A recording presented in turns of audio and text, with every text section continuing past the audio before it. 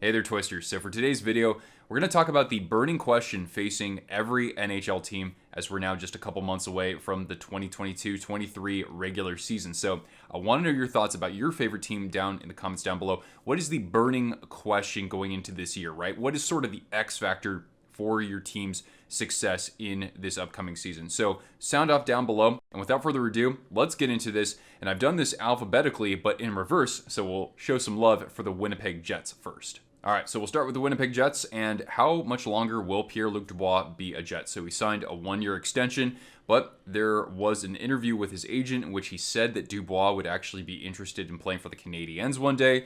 He did go to the NHL draft, and there was some speculation about whether or not he wanted to be traded. And when you think of the Jets, now they missed the playoffs this past year, and so maybe is it time for this team to kind of reshape the core of its franchise, and maybe Dubois would be possibly the first domino to fall there. And who knows, maybe we could see something happen with Wheeler or with Scheifele down the road as well. But it kind of starts with Dubois. And yeah, we'll see if he can actually be an X factor for this team to get back into the playoffs.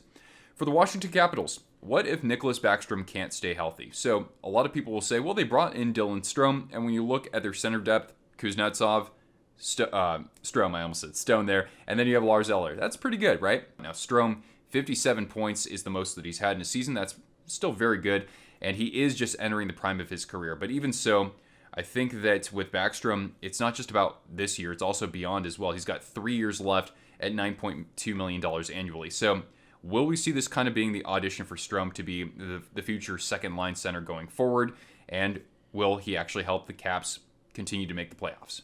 For the Vegas Golden Knights, do they have enough depth at forward to make it back into the playoffs and really assert themselves as a contender out of the Western Conference? Again, last season was kind of a wash with all the injuries that they had. So one guy that they still have to sign is Nicholas Waugh. He had 15 goals and 24 assists last year, but the team is a little bit in cap hell. And they also have Nick Hague and Keegan Colasar, who are also RFAs who haven't been signed as well. So this team has to get creative if they want to keep some of those players who do contribute a little bit. So even though they might be able to still be good enough to make the playoffs in the Pacific Division, and maybe, right? You know, teams like the Kings, the Ducks, the Canucks should be better. It's not a given for the Knights, and so depth is going to be one of those pieces that they need to address, if not early in the season, then perhaps during the trade deadline. For the Vancouver Canucks, how trigger happy will they be with trades? Now, the Canucks, it's really a juxtaposition here because when Bruce Boudreau took over as the head coach last season, the team went 32-15-10, and defensively was one of the best clubs in the NHL. But the thing is that we've heard all sorts of trade talks regarding especially JT Miller. He'll be a UFA after this upcoming season.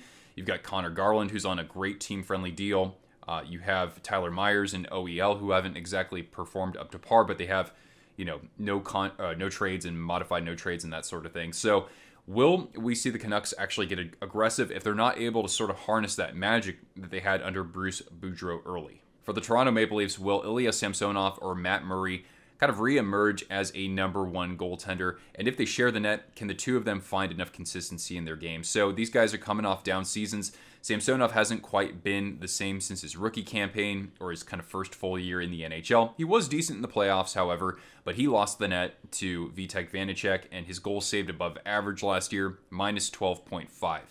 And then as for Murray, now he's only 28 years old, so he still could have plenty of good hockey left in him. But his last really good season was 2018-2019. Certainly injuries have been a piece of that as well. But yeah, last season was kind of nightmarish for Matt Murray. So can either of these two goaltenders carry the load if they're able to sort of find their game there? I will talk about goaltenders quite a bit in this video. For the Tampa Bay Lightning, how will they account for the loss of Andre Palat? So Palat was one of their better forwards in the playoffs, and even though he put up 15 goals in the regular season last year, he was still an all-around solid player for them and for several seasons as well. So look at Ross Colton, because he scored 22 goals last year for Tampa, and that was averaging not even 13 minutes of time on ice per game. And Vladislav Nemesnikov could possibly see an elevated role on this club as well. Would playing around Kucherov, for example, help him be a 20-plus goal scorer? So that is definitely something to look out for. Other than that, Tampa, most of the same cast from last year returns, and they should still be a strong team. Okay, the St. Louis Blues are next. What happens if Jordan Binnington falters? So I say this because Binnington last season wasn't exactly the sharpest out there. He had just an .889 save percentage and surrendered 80 goals in a 24-game span, as he did lose the net to Ville Husso, but then he came back in the playoffs and looked like Winnington from 2019. So which Jordan Binnington are we going to get? And if he does falter, Thomas Greiss is the backup, and he had even a worse season last year for the Detroit Red Wings. For the Seattle Kraken, and yeah, it goes back to goaltending here. Can Philip Grubauer reemerge as a legitimate goaltender in the NHL? The Kraken did hire a new goaltending coach, so I think that could potentially help him and Chris Driedger once he returns from injury. But guys, don't forget Philip Grubauer, I almost said Chris Grubauer, is almost 2 years removed, or only 2 years removed, from a Vezina finalist season with the Avalanche, and he played a number of great years both in Colorado and in DC as well. So can he reemerge as a number one goaltender? And with the Kraken, that's a team that is built fairly well defensively, I think, to where if they just get a couple timely goals and Grubauer holds the fort down like he did with the Avs 2 years ago, then they start to become kind of a scary team. For my team, the San Jose Sharks, will they trade Timo Meier? And would they actually do that during the season? So Meier will be a restricted free agent next year, and he's going to get absolutely paid, especially because he has a deal in his contract that says he has to accept a $10 million qualifying offer at minimum for the first year of his next contract. So he's going to be expensive, at least initially. And the Sharks, considering the contracts they still have with Carlson and Vlasic and even Couture and Hurdle, who signed his deal last year, they might not be able to afford Timo past this next season. So we'll see if they do actually express some interest in moving him. For the Pittsburgh Penguins, how good is this team when they're actually healthy? The last 3 years, they've been pretty decimated by injuries. And Mike Sullivan, I do think that he has certainly earned some Jack Adams consideration, but he's helped keep this team afloat in a very competitive Metropolitan Division. So assuming that everybody's back and healthy, and most of that cast is back, including Malkin, including Letang, including Ricard Raquel, and many other players for this team. Danton Heinen recently extended, Brian Rust too. Then they become pretty scary, and they do have some good offensive weapons. But don't forget, the Penguins were 5th in the NHL in goals against average last year. Their penalty kill was a big piece of that as well. So even though some people might be writing Pittsburgh off, I don't think it's exactly the time to do that, especially if they're healthy. Now for the Philadelphia Flyers, and what does this team want to become? What's really their vision? So I look at the Flyers core and some of the decisions they've made the past couple of off seasons, right? So Montreal and Arizona, I think we have an understanding as to some of the talent that could come in and be the future of those organizations. But with the Flyers, I'm not exactly seeing that right now. They're not going to have that many top level prospects playing for them next season. I don't think so. And then you look at the fact that they extended Rasmus Ristolainen, they bring in Tony DeAngelo and Nick Deslauriers on a 4-year deal as well. And it's very questionable, right? What's sort of the identity of this club going forward? There aren't that many, guys in the primes of their career or approaching the prime of their career who can light it up on a game-by-game basis. So I'm not exactly sold with the Flyers, but hey, I am intrigued to see how John Tortorella does behind the bench for them. For the Ottawa Senators, I could have said, will this team challenge for a playoff spot? But I think that we could extend that to a few other teams here. But I said, is Alex DeBrincat going to be a long-term fit? How is he going to do in his first year there? He's scored over 40 goals twice in his career already. And so we'll see how he does with the talent around him. But he's going to get absolutely paid after this. He's got 1 year left this year at $6.4 million before he's a restricted free agent, only 24 years old. And then the cap situation does look pretty good for the Senators, but you do have to consider the fact that they have to extend Tim Stützle next season, and they probably have to add some defensive depth as well. They'll have some UFAs in those roles. So will DeBrincat actually be someone who can negotiate a long-term deal with the Senators and help this club just absolutely light it up night by night? For the New York Rangers, I really looked at the kid line from the playoffs this past season. So can the youth actually build on their successes in the postseason last year? And I'm talking about, of course, Alexis Lafreniere, Philip Hedl, and Kaapo Kakko. Certainly there are young defensemen for them as well. But that trio, 11 goals and 12 assists through 3 rounds of the playoffs. Not the biggest numbers, but really you did see them come alive in key moments of those games with physicality and with a couple of clutch goals as well. So I am intrigued to see how these guys come on for the course of an 82-game season. And they will need to do so because the Rangers did lose some talent. They lost, of course, Andrew Kopp and Frank Vetrano, who were acquired at the trade deadline. In addition to Ryan Strome, they bring in Vincent Trocheck. I think that's fantastic. But at the same time, I do think that some of that depth scoring will need to come from the youth in order for this club to really assert themselves as a contender. For the New York Islanders, I said, Was last year a fluke? So certainly the Islanders were a huge disappointment last year. There were many reasons because of that. One huge reason was because they had that huge road trip to start the schedule. And of course, they also had a huge COVID outbreak, one of the teams to get hit hard by that. And just teams or players on that team were underachieving for the most part. So first of all, it's going to be interesting to see what happens with Nazem Kadri. Out is Barry Trotz, a move that I questioned, although some fans will point out that he didn't do the best job kind of managing the youth on that team. And speaking of youth, I think one reason why they could actually prove that last year wasn't a fluke is if somebody like Noah Dobson continues to develop. He had 51 points as a defenseman last year. Oliver Wahlstrom played a first full season in the NHL, so we'll see if he can build off of some of that, in addition to Kiefer Bellows. And, of course, a couple of those guys still need to be signed by the club, but they do have a little bit of cap if they can make that work with Nazem Kadri, supposedly. For the New Jersey Devils, another team who can maybe challenge for a playoff spot this year, really can the defense hold up for this team? So one reason why I say that is because Mackenzie Blackwood, the past couple of years, has regressed. And even though I don't watch the Devils all that closely, I would imagine the defense in front of them just hasn't been good enough. I know people like Damon Severson and Jonas Siegenthaler, they were smart to extend him, but you need a bounce back from Ryan Graves. And you need a bounce back from Dougie Hamilton. And you got to hope that somebody like John Marino can stabilize things back there. And Brendan Smith, for that matter, as well. So really look for the blue line to hopefully clamp things down to make things less stressful for Mr. Blackwood and also his backup in Vitek Vanacek, who did have a very successful year with the Capitals, even though he faltered in the playoffs. So I really look at the blue line first for the Devils going forward. For the Nashville Predators, was it a flash in the pan last year for Forsberg, Duchesne, and Johansson? So those three players, after a couple of down years, really had a resurgence this past season.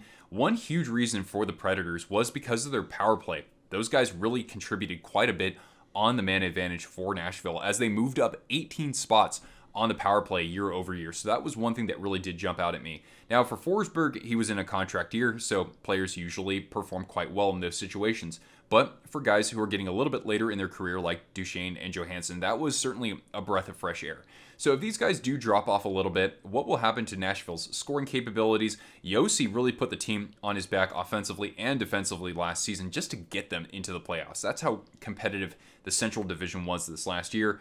And when you look at the depth, yeah, they do have Jeannot, Niederreiter, who they brought in. Mikhail Granlund had a really good season last year. Philip Tomasino, he had over 30 points last season as well. I think Nashville can still get by scoring by committee, but it still has to really click on the power play for this team to be a threat in all three zones.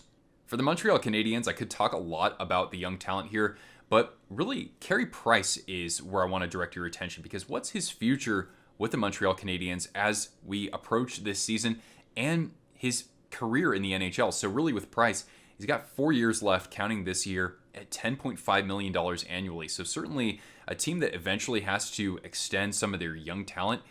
There's going to be a bit of a cap crunch there if they don't find some way to move on from Price, or if Price doesn't retire. Now, he, of course, only played 5 games this past season. However, there was an article with a goaltending coach, a former goaltending coach, saying that Price should be good to go to start this upcoming season. And then you look at the Habs goaltending going forward, and it's not just Price that you have to worry about, but you also look at Jake Allen. This is his last year under contract. And then, do they have a prospect waiting in the wings? There really isn't anybody that I know of. So with the Habs, I don't really know what their plan is going forward in goal. For the Minnesota Wild, which version of Marc-Andre Fleury will we see?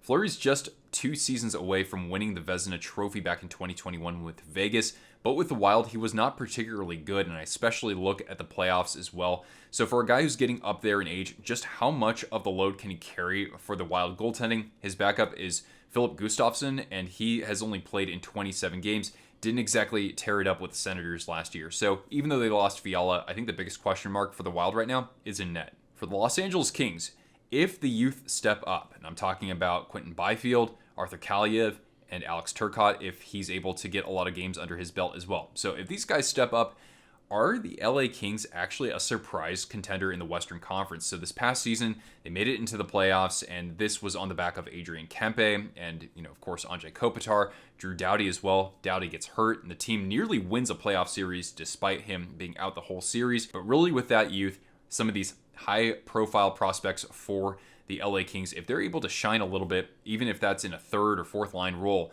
how good could this team be? And they're the ones who have Kevin Fiala on their team now. So LA in a weak Pacific Division, I expect to get into the playoffs, but they might be able to actually do some damage if the youth contribute.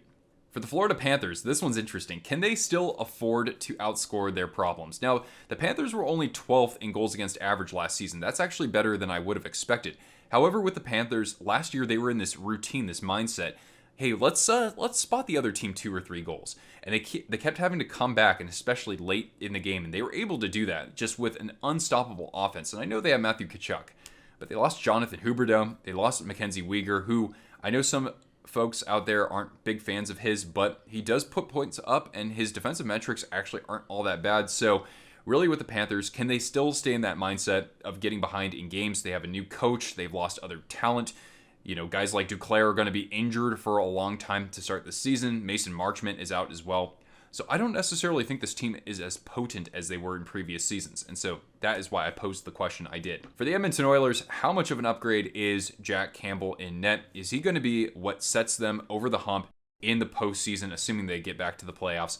I don't see why he wouldn't. But really with Jack Campbell, he's a solid goaltender. Is he a real true number 1 goaltender who's going to start 60 plus games? I don't know if that's going to be the case here in Edmonton. It will be interesting to monitor that, especially because Stuart Skinner is his backup and hasn't played all that much in the NHL. So that will be one key piece to the Oilers' success if they want to go even deeper into the playoffs this year. For the Detroit Red Wings, of course, I could talk about, hey, is this team ready to take the next step forward and go to the playoffs? But whose net is it anyway? So their 2 goaltenders, Ville Husso, was playing fantastic for the Blues this upcoming season, but toward the playoffs, he faltered quite a bit. And then Alex Nedeljkovic played really well with the Carolina Hurricanes under that defense, but with the Red Wings, he was pretty darn bad as well. So can Husso kind of harness what he had earlier last season with the Blues? Will the Red Wings defense be good enough to support him? And if not, can Alex Nedeljkovic look a little bit like he did maybe in the playoffs 2 seasons ago with Carolina? For the Dallas Stars, can Peter DeBoer get more out of his middle 6? So with the Stars, we've been talking about this for years, right? Ben and Sagan they're not getting it done nearly enough. So maybe DeBoer finds a way to break them up, or maybe he injects Denis Gurianov or Yoel Kiviranta or somebody else into the second line to help things out. But one guy who should be able to help out with that is Mason Marchment. I didn't watch him game in, game out per se, but he did have a very prolific season for the Florida Panthers last year. So can he click with somebody in that middle 6 and help the Stars get some of that secondary scoring? That's still a little bit of an issue with them, despite how amazing their top line is and how good their defense and goaltending is as well with somebody like Ottinger back there. For the Columbus Blue Jackets, can they outscore their problems to make the playoffs? So certainly bringing in Johnny Gaudreau is going to help them fill the net more often. They were actually a middle pack team offensively last season. I was surprised. I would have thought they would have been better defensively, but things have shifted the past couple of seasons for them. Defensively, they are not very deep, I have to say. They bring in Eric Goodbranson, and the analytics aren't a huge fan of him, at least from what I've seen through Jay Fresh. So Columbus, maybe not exactly the most defensively sharp team in the NHL. So Gaudreau playing with Patrick Laine, could they possibly play kind of like Gaudreau and his teammates did in Calgary last season? And will that be enough, right? If the Jackets put up 3.4 goals per game, will that be enough to get them into the playoffs despite their potential defensive deficiencies? For the Colorado Avalanche, you could say Stanley Cup hangover, but really, what does a full season of Pavel Francouz and Alex Georgiev look like? That's their goaltending tandem going into next season. So they've moved on from Grubauer as a Vezina finalist. They've moved on from Darcy Kemper, who's gone on to the Washington Capitals. And Francouz, he's actually a pretty good backup when he's healthy, but he's had injury problems, and Georgiev just hasn't put it together for a full season in a couple of years. So really, I'm not entirely sure what they'll get from their goaltending, but with the Avalanche, they can afford to do that just because of how good they are defensively as a team and how good they are at just like keeping the puck in their opponent's zone as well. But still, are either of those goaltenders going to emerge as a number 1 option?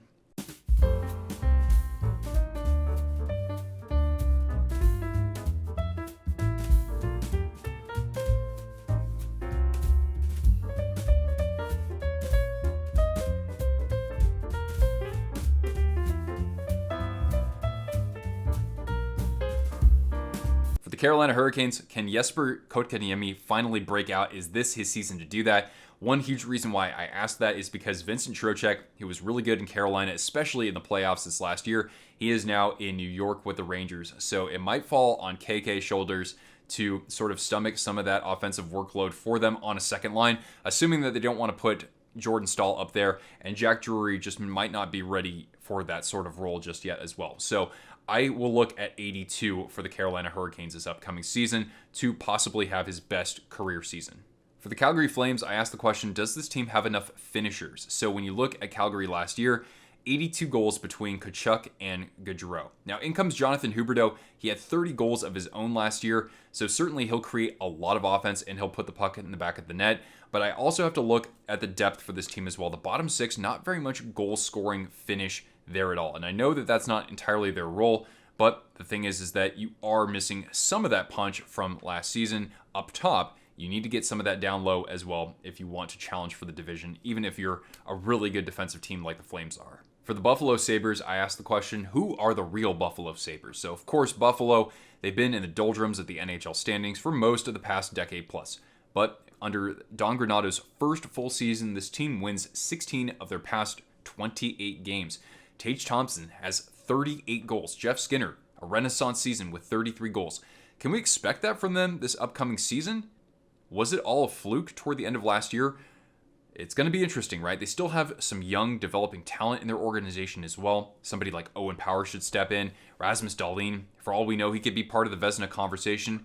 The goaltending, though, a little bit suspect with a 40-year-old Craig Anderson, Hey, still plays really well for his age in that position.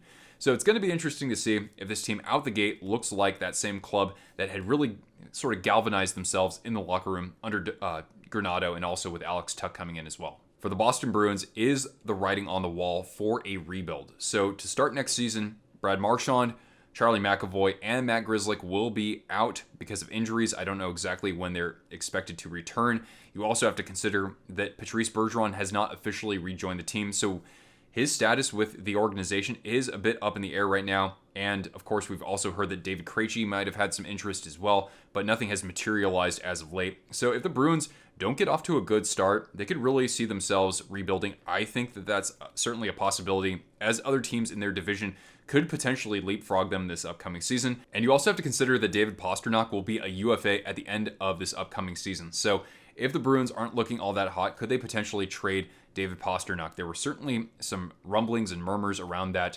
earlier in the offseason that have since quieted down. So I think the Bruins are probably going to see how things start for 2022-23. And really, if they don't find themselves in strong contention for a playoff spot, who knows? Pasta could even be on the move. For the Arizona Coyotes, will the youth have more opportunity with the club this year? So there are a handful of pretty high-profile prospects, guys like Dylan Guenther, Jack McBain, Nathan Smith, Victor Soderstrom, and Barrett Hayton. He's the only one who really played a full season with the club last year. So can we see some of these guys not only increase the number of games that they're playing, but also the role that they're playing as well? The Coyotes are not out to fool anybody. They're not making the playoffs. Sorry, Matt. And so can these guys actually have more ice time? And not just as the season progresses, but to really start things out. Because I think it's important that the Coyotes really market to their fans, even at ASU, what the future of their team looks like. So we'll see if that dynamic really comes into play this upcoming season for the Yotes. And lastly, for the Anaheim Ducks, who is the next true leader of this team? This is going to be their first full season without Ryan Getzlaf, who played over 1,100 games with the Anaheim Ducks. So when I look at Troy Terry or Trevor Zegras or Mason McTavish or maybe somebody else like Lundestrom or Jamie Drysdale, right? Who is going to be the next Ryan Getzlaf for this team? They have all the talent in the world, but they also need that locker room presence. I'm sure that they'll have some of that with guys like Cam Fowler and Adam Henrique, but going forward, they will need one of those young players, I think, to assert himself in some of those, with some of those intangibles, if you will. So anyway, guys, those are my burning questions for each NHL team. What is the biggest burning question facing your favorite team? You guys let me know down in the comments down below, and stick around for more coverage of the NHL throughout the offseason. We'll have divisional previews and predictions and all that sort of good stuff as we get closer to the start of the season. So be sure to stay in the know, hit that notification bell, make sure you turn on notifications for your device so you know when I'm uploading content, and you can also follow me on social media. I'm on Twitter and on Instagram. Thank you guys so much for tuning in. Once again, I'm Nick. I'll catch you Twisters later. Ciao.